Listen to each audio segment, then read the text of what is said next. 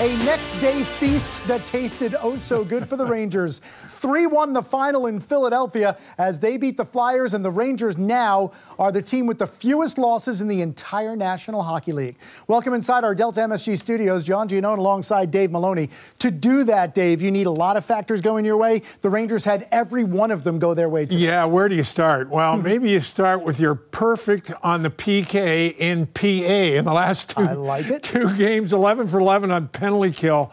Shesterkin, we talked about Shesterkin, who had missed games, missed time, seems to get better with more work. He was busy today and he was spectacular. And Mika Zibanejad, what can you say about him as a Rangers career? Offense starting to come around. The depth is beginning to show a team that's been really good over the first part of this season. Yeah, the Stars were as advertised, and Mika Zibanejad tops among them. He had 2 goals all season coming into today's game in 17 games. He had 2 goals in 2 periods, one in the first, one in the second, almost identical. Right, yeah, they were, and there was the results of a couple of really good fundamental plays. You know, participants on the ice, pucks put in the right position. The key here is watch the puck come through the crease off a face-off loss, and right there, Lindgren lifts the stick. Now that allows Kreider to get it. They get another break here as the puck is going to skip over the defender at the blue line, and away we go. Finally, this puck from Wheeler is put in the perfect spot. If it's any further ahead of Zibanejad, he can't get it. Any further behind, it goes into the defender. Perfect spot into the net, goal number 1. Now, Lindgren is going to play a factor here again. He's going to find the puck behind the net after Zibanejad did a good job, and it's that first outlet pass, right? Ding. Better outlet pass. Now you come up ice. Now Zibanejad knows where Wheeler is, right? And he comes through the neutral zone and makes a fast team faster with a precise pass. And this puck is put in the perfect spot. Perfect spot. There's no way Zibanejad gets his stick on that puck if it's put anywhere else. Anywhere else. Top shelf, 2 on the afternoon. So when you, a number of factors, right? A break on the first one, maybe in a hop of the puck, perfect passing. 2-0 Rangers. Yeah, that's a great look at Zibanejad's 2 goals from inside the film room powered by CDW. So Zibanejad had 2. The other goal for the Rangers came from Chris Kreider, and it came just 68 seconds after Zibanejad's first. It came less than 2 minutes into the game, and it came on an absolute gimme by a Flyers defense. Well, he was set up nicely by the Flyer defenseman in Sanheim, was Kreider. But Kreider did a lot of things here right to get him in the right position to make the play, right? So instinctively, this happened so quick, John, off the draw, but he turns to his forehand, and right away he's got the puck. Then he has the wherewithal to kind of find a spot. This is just, I'm telling you folks, what, is that a second? 2 seconds? All that happened in that span of time started by the egregious puck placement by the Flyer defender. Sanheim, who's been a good Flyer, was a good Ranger on that particular play. Yeah, so on the day where gifting becomes official on Black Friday, the Rangers and Chris Kreider certainly received one. 11th goal of the year for Kreider. Those were the 3 Ranger goals. But the story of the game was Mika Zibanejad busting out. Now doubles his goal total for the season on this game. Let's hear what he had to say after the 3-1 Rangers win.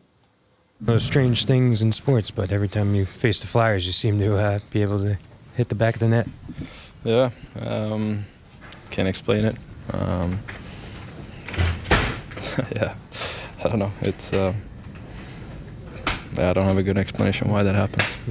I know you talk about, you know, scoring goals, you know, just getting chances is important and doing all the other things, but how does it make you feel to finally actually hit the back of the net a couple times in the same game? Yeah, I mean, it's I've said this before. I think that all the wins that we've had, the season that we have so far has made I guess the personal struggle of scoring a lot easier to handle. And it's just nice to be able to contribute and help out in a win. That's about it. As long as we win, I don't really care. So I thought we played another good game today. Got off to a good start and yeah, played pretty good all game. It does seem like after that one loss in Dallas that you guys came back with a vengeance a little bit the last 2 games, you know? Yeah, I don't think we played bad in Dallas. I didn't think it was one of those games where you come back and you're pissed off because you lost because you played so bad. I thought it was just trying to get back in the winning column and just not let that one loss, go to two and then start panicking or then start talking about it. So I think that the response has been good and I thought we played another good game today, and again, another tough game tomorrow. And except for a couple of rushes with your line, there wasn't a lot of space in this game. It was played in tight quarters, but your team seems to be able to play this game fairly well now,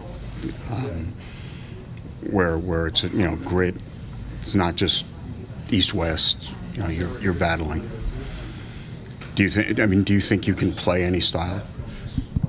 I think we want to play our style, and the games are going to look probably a little bit different depending on who you play against. At the same time, you want to focus on being good with your own game and sticking. I think just to go into the question, I think the battle level has always been there. I think it's been more consistent now, maybe. And the way we help each other out, and I think the way we play, I think when the East-West happens, I think it's very obvious that we can make those plays, and I think we're maybe a bit smarter with the puck, not really inviting teams to counter on us too easily. You're going to have nights when you have full confidence, you're going to make those plays, and some nights you just got to, work yourself into the games, and I think that's something that we've been doing pretty good this year.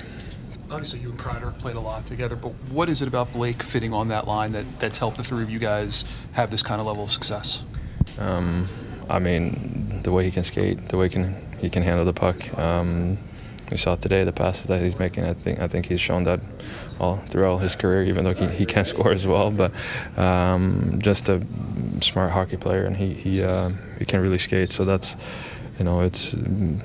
Now we've gotten a few games together. We're starting to find something. So hopefully we can keep building on this. Mika, you've talked before about trusting the process. Having been through this before, did that help you kind of fight your way through this a little bit and have faith that it would come? Yeah, I don't think I've been rattled the same way. And then again, we're winning games. So yes, I want to score. I think everyone wants to score, but as long as you're winning games, I think that kind of. I think that allows you to I guess worry about the process and not just getting. I mean, I haven't talked to you guys at all. No one's asked me about anything, so we're winning. There's been a lot more positive, other stuff that's been positive that we talk about. So it allows me to kind of stay within it and just try to keep playing my game and try to contribute in other ways, and eventually the puck will go in. Okay, thank you. I mean, he's always an introspective guy, right? And you can tell that clearly he's pleased, obviously, with scoring twice today. But when he says, as long as we're winning, I really don't care. Oftentimes, Dave, that's an athlete's cliche. But you get the feeling with Mika he means it? Oh, there's no question. There's no question. We've been privy to the evolution of a world-class player. Who there was questions when he was younger, whether he was committed to do the things that were needed for him to maximize the talent that warranted him to be a first-round pick. And I think those of us in New York have seen that evolution. Mm-hmm. The first 2 years he was here, he was minus 36 or something on the 2 years. So his game evolved. And I will tell the story after the Dallas game where I asked him about the game and what he thought. He had a hard time coming up with an answer because he's a very thoughtful person.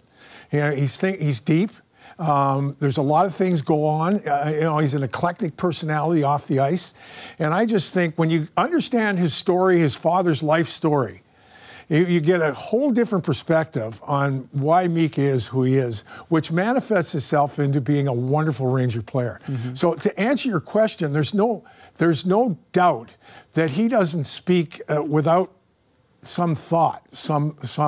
It's not a cliched thing. Right. We all want to win. There's no question. But as he mentioned, we all want to score to point too. Yeah. So I just think he's a wonderful. I've just very much enjoyed my time watching this guy evolve into a player that I don't think gets enough credit for in the Selke vote. I don't think the people recognize how hard sometimes he has to work to defend, to protect his wingers.